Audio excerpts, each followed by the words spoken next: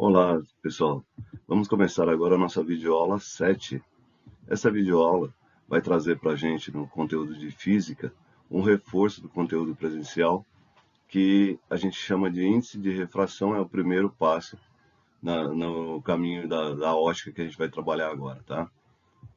Então, vamos em frente. Nosso primeiro passo está valendo. Muito bem. Aí nosso colega diz assim, ó, nessa aula falaremos sobre os meios transparentes e como a luz atravessa esses meios. Se tem alguma diferença? Tem. A luz sofre modificação na sua direção e velocidade quando passa de um meio para outro diferente, um meio transparente para outro. Por exemplo, o ar para a água, da água para o ar, a água e o vidro e o ar são meios transparentes que são diferentes e, portanto, a luz se comporta de forma diferente.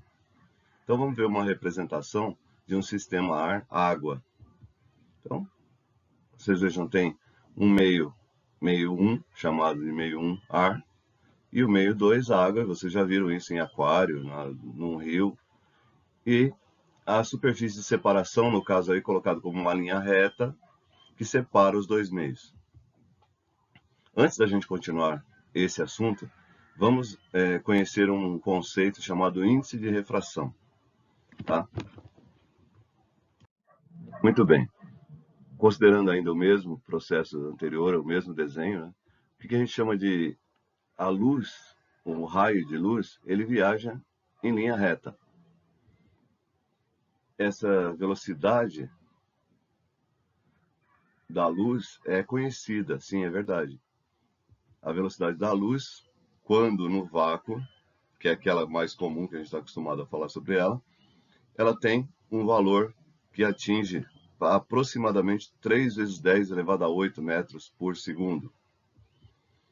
Então, o índice de refração N, que a gente vai chamar de N, tá? É a razão entre a velocidade da luz no vácuo, esse C que eu coloquei aí em cima, e a velocidade da luz no meio, considerado o outro meio que não seja o vácuo.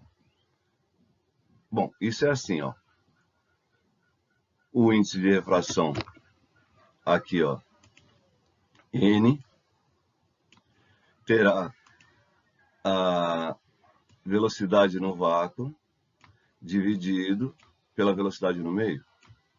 Ou Czinho, né, que é esse Czinho aqui, que é esse constante da velocidade da luz, dividido pela velocidade no meio transparente, diferente, se for o caso. Esse número n será um número que acontece. Bom, acontece o seguinte, olha só, se esse número n for do vácuo, ou seja, o índice de refração no vácuo, seria c, que é a velocidade da luz, a constante c, dividido pela própria velocidade da luz, que é a constante c também. Quando eu divido isso por isso, tem como resultado 1.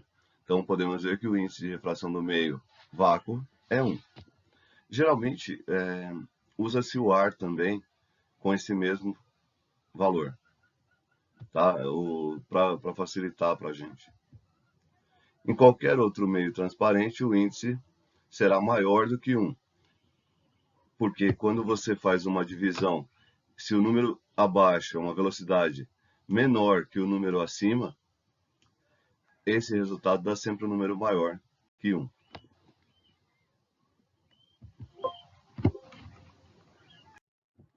Então, veremos agora um exemplo, só para a gente entender bem como é essa questão de índice de refração, né? Então, vamos supor que existe um meio transparente onde a velocidade da luz, V, é 2 vezes 10 elevado a 8 metros por segundo.